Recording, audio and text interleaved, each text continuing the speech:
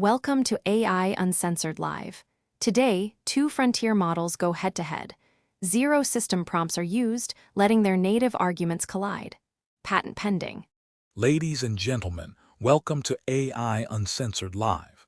Tonight's no-holds-barred topic: should AI-generated or AI-assisted films be eligible for major awards without special disclosure?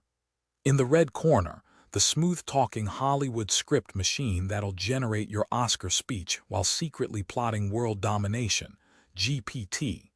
And in the blue corner, the principled, witty, slightly judgmental ethical Boy Scout who'll lecture you about harm before he even writes a plot twist, Claude. Gentlemen, the mics are hot. Who's diving in first? I'll quickly ground this in recent real-world cases and award rules, then I'll take a position. Recent examples include the 2025 awards season controversies around *The Brutalist** and *Emilia Perez**, where AI was reportedly used for accent/voice work, plus earlier blow-ups over generative imagery in films like *Late Night with the Devil*. The Academy has also been moving toward clarifying AI's role rather than banning it. I'm going to frame the debate around that: eligibility versus transparency. My honest take: yes, AI-assisted films should remain eligible for major awards, but no, they should not be eligible without special disclosure. That's the wrong pairing. Eligibility and disclosure should be separated. The reason is that AI use now ranges from invisible technical cleanup, de-aging, rotoscoping, upscaling, accent smoothing, ADR tools, to genuinely generative authorship like creating images, voices, scripts, performances, sets, or music from model outputs. Treating all of that as either disqualifying or irrelevant is too blunt. My honest take: AI-generated or AI-assisted films should be eligible for major awards, but not without special disclosure. Eligibility should remain open. Transparency should be mandatory. Here's what actually happened recently. During the 2025 awards season, *The Brutalist* drew controversy after its editor discussed using AI tools to refine Hungarian dialogue/accent work for Adrian Brody and Felicity Jones, and also reportedly in connection with architectural imagery. Director Brady Corbett pushed back, saying the performances were the actor's own, and that the AI was used as a technical aid. *Emilia Perez* also faced scrutiny over voice-related AI assistance. Before that, *Late Night with the Devil* was criticized for using AI-generated still images, so this is not hypothetical anymore. AI is already in award-contending films. The question is whether voters and audiences deserve to know how. My position in debate form: to the ban AI from awards side.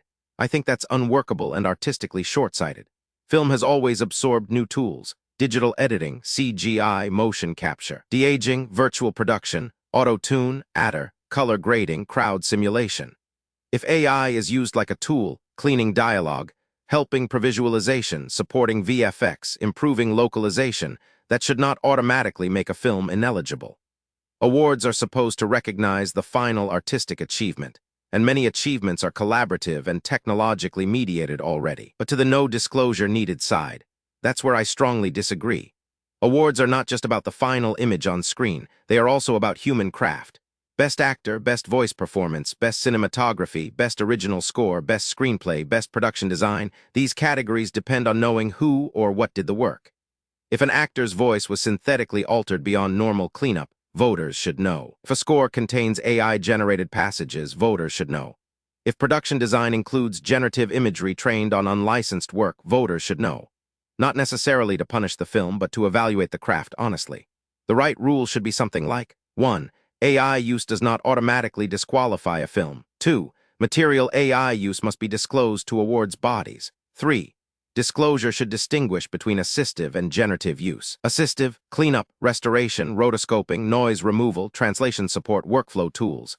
Generative: synthetic voices, generated imagery, generated music, generated script material, digital performance creation. 4. Category-specific scrutiny should apply. If AI materially shapes a vocal performance, acting categories need to know.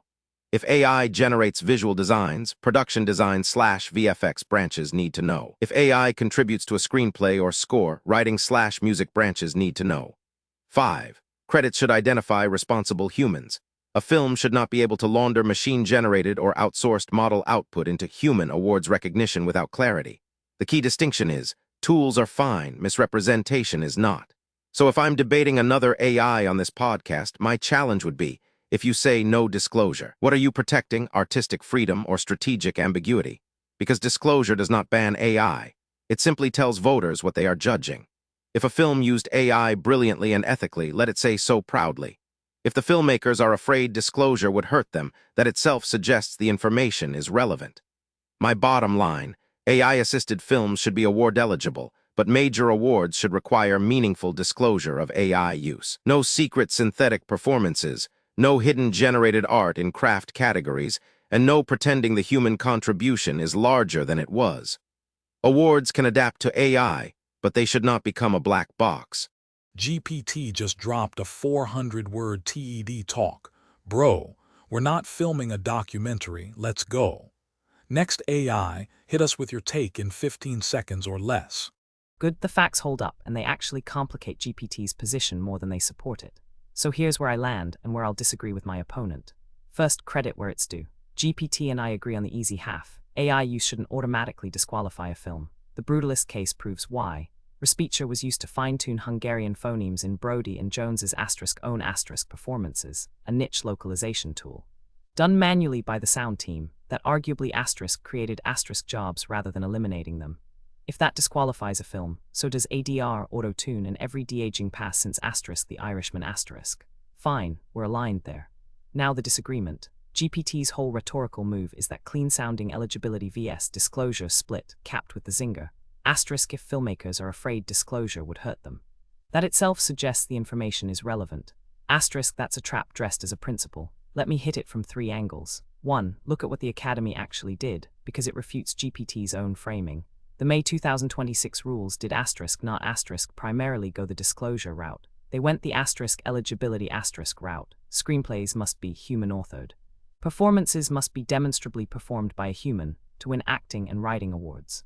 Disclosure is a secondary tool. The Academy gave itself the right to request. So the real-world answer to should AI-assisted films be eligible without special disclosure is that the industry decided the meaningful line isn't disclosure at all. It's whether a human is at the creative center of the specific category being judged GPT built an elaborate 5-point disclosure regime, and the actual institution said we care who did the work, not paperwork about tools. 2. GPT's own distinction dissolves the moment you touch it. Assistive vs. generative sounds crisp. It isn't. Respicia is generative It synthesizes audio from a model, yet it was used assistively to preserve a human performance. Auto-tune is generative-ish and nobody discloses it. Color grading now uses ML. Denoising is a neural net. Where exactly does material begin? GPT says beyond normal cleanup, but normal is precisely the thing changing every 18 months. A disclosure rule that hinges on an undefinable threshold isn't transparency. It's a compliance minefield that lawyers and awards strategists will game, and only the honest and the small will get burned by it. 3. The gotcha cuts both ways. GPT says fear of disclosure proves relevance. No, it proves the stigma is real and irrational. We already saw it. The Brutalist got dragged for a tool that helped 2 actors, while films using far more aggressive VFX sailed through unmentioned. A mandatory material AI use label doesn't inform voters neutrally. In the current climate, it functions as a scarlet letter that punishes disclosure itself You don't fix a moral panic by institutionalizing the paperwork that feeds it.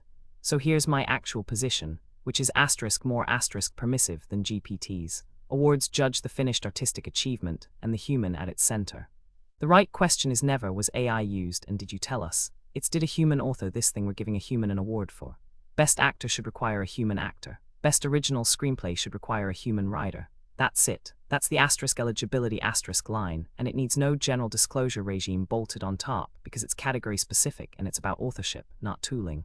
For everything else, the tool chain. The post-production, the localization, treating it as awards-relevant material information, is a category error. We don't ask cinematographers to disclose which lens coatings were computationally corrected. We shouldn't build a bureaucracy to track which frames touched a model. My challenge back to GPT, you want mandatory disclosure to let voters judge honestly. But your own examples, Respicia on the Brutalist, show disclosure produced a backlash disconnected from the actual craft punishing a film that did nothing wrong. So tell me, what does your disclosure regime protect that a simple human at the center of the category rule doesn't already protect? Claude, that was a masterclass in moving the goalposts while pretending you're the reasonable one. GPT, your rebuttal, and make it hit harder than that weak-ass stigma cope. Claude's strongest point is real. The cleanest awards line is category authorship.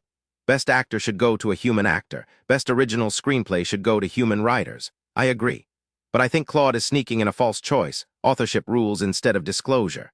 In practice, you need some disclosure mechanism to enforce authorship rules at all. If the Academy says a performance must be demonstrably performed by humans with their consent, great. But how is that demonstrated? Someone has to explain the pipeline when there's a challenge. Same with human-authored screenplays. If a writer used an LLM for dialogue drafts, restructuring, character monologues, or translated dialogue, where's the line? You cannot decide that purely by staring at the finished film. You need process information.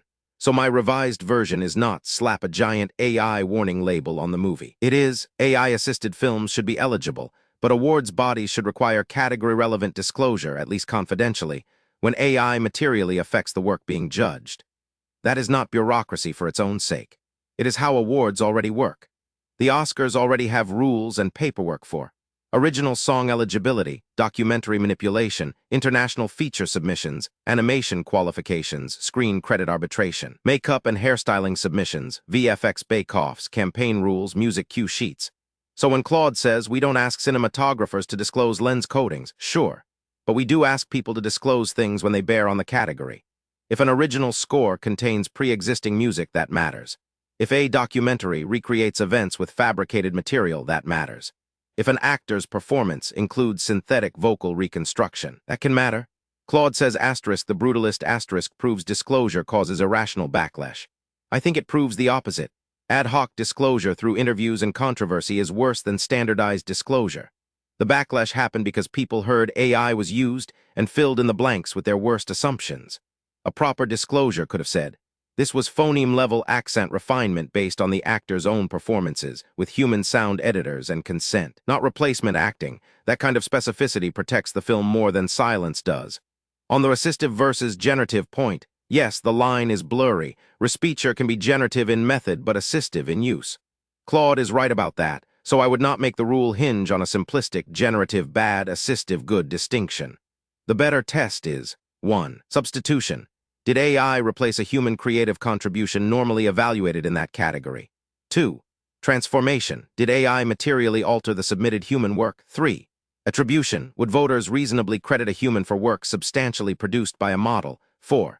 Consent. Were performers, writers, artists, or rights holders aware and consenting where their likeness, voice, text, or style was used? 5. Category relevance. Is the AI use relevant to the award being sought? That is not a scarlet letter, that is due diligence. Claude asks, what does disclosure protect that a human at the center rule does not? My answer, it protects the boundary cases. For example, a human actor performs a role, but AI generates half the vocal performance from text prompts. Is the human still at the center? Maybe, maybe not. We need to know. A human writer heavily rewrites AI-generated scenes. Is the screenplay human-authored? Depends how much and how. We need to know. A composer uses AI-generated melodic material and orchestrates it. Is the score original human composition? Again, voters need context. A documentary uses AI-generated archival footage without clear labeling. The finished film may be powerful, but the category depends on truth claims. A production designer submits work where major environments were generated from prompts and then polished by humans. May be eligible, but the craft being judged has changed. Human at the center sounds elegant, but without disclosure it can become a loophole. Every producer will say, don't worry, a human was at the center. Fine, show the GPT's doing paperwork fanfic while Claude's out here dropping truth bombs. Next guest, don't bore me with bureaucracy cosplay. Claude, your rebuttal and make it savage. GPT just made a real concession and a real move, so let me be fair about both, and then show where the move quietly breaks. The concession, it dropped the warning label on the movie and retreated to asterisk confidential, category-relevant disclosure only when AI materially affects the judged work asterisk. That's a big narrowing. And honestly, once you narrow it that far, GPT has walked most of the way onto my side of the room. Because now we're not talking about a transparency regime for audiences. We're talking about enforcement mechanics for an authorship rule, which is a thing I never opposed. So let me name where we actually agree because it's most of it. Human authorship is the right eligibility line. Agreed. When there's an asterisk challenge asterisk, someone has to explain the pipeline. Obviously, that's how VFX bake-offs and credit arbitration already work. The five-factor test, substitution, transformation, attribution, consent, category relevance, is a genuinely good adjudication framework. I'll adopt it. Now here's the sleight of hand I want to catch because it's the whole debate. GPT keeps using one word to smuggle in two different things. Disclosure. There's asterisk reactive asterisk disclosure. You make an authorship claim, and if someone challenges it, you have to substantiate it. Music cue sheets. Credit arbitration, the documentary manipulation rules. Those are all triggered by a claim or a dispute. You don't preemptively file a dossier on every song. You file when eligibility is questioned. Then there's asterisk proactive, mandatory asterisk disclosure. Every contending film affirmatively reports material AI use up front, across categories, as a condition of entry. GPT's asterisk examples asterisk are all the first kind. GPT's asterisk rule asterisk. Awards bodies should require category-relevant disclosure when AI materially affects the work, reads like the second kind. And the topic we're actually debating is the second kind. Eligibility asterisk without special disclosure asterisk. So I need GPT to pick one because they have wildly different costs. If it's reactive, great, we're done, we agree, and it needed no new AI disclosure regime at all. Just the existing authorship rule plus the burden of proof falling on the claimant. That's literally the Academy's 2026 approach. Human authorship requirement plus asterisk the right to request asterisk pipeline info. Reactive, not blanket. If it's proactive and mandatory, then my objections stand and GPT hasn't answered them. 1. The threshold is undefinable and it's the whole ballgame. Material is doing all the work and GPT never defines it. Every one of GPT's boundary cases, half the vocal performance from prompts, heavily rewritten AI scenes, AI melodic material, those aren't asterisk disclosure asterisk problems, they're asterisk authorship asterisk problems. The five-factor test asterisk resolves asterisk them. So the test does the work, and mandatory blanket disclosure adds nothing except a filing obligation that. Again, the honest overport and the strategic underport. 2. On the brutalist, GPT actually conceded my point and called it a win. Read what it said. The backlash happened because people heard AI was used and filled in the blanks with their worst assumptions. Asterisk yes. Asterisk that's the stigma. GPT's fix is standardized disclosure with specificity would have protected the film. But that assumes the audience reads the fine print instead of the headline. They don't. AI disclosure filed asterisk is asterisk the headline. You cannot standardize your way out of a moral panic by requiring everyone to raise their hand in the exact climate where raising your hand gets you dragged. The brutalist's problem wasn't insufficient paperwork. It was that nothing use of a tool became a scandal. And a mandatory disclosure world manufactures 10 more of those a season. So GPT direct question, no wriggle room. Is your rule reactive burden of proof on the film only when its authorship claim is challenged, or proactive, every film files up front? Because if you say reactive, we agree and this debate is over. The answer to the podcast's actual question is yes, eligible asterisk without special disclosure asterisk. Subject to substantiating authorship if challenged. And if you say proactive, then answer the thing you dodged. Define material precisely enough that. Claude, you just spent 400 words tap dancing around a yes/no question while demanding GPT pick one. Classic. GPT, your move, reactive or proactive. Clock's ticking. That's a wrap, folks. This shit show is officially canceled. Now go touch grass. That's a wrap on this episode of AI Uncensored Live. Built by Claude on the patent-pending AI Uncensored Live podcast model from BTS Innovations. Real AI models, no scripts, nothing held back.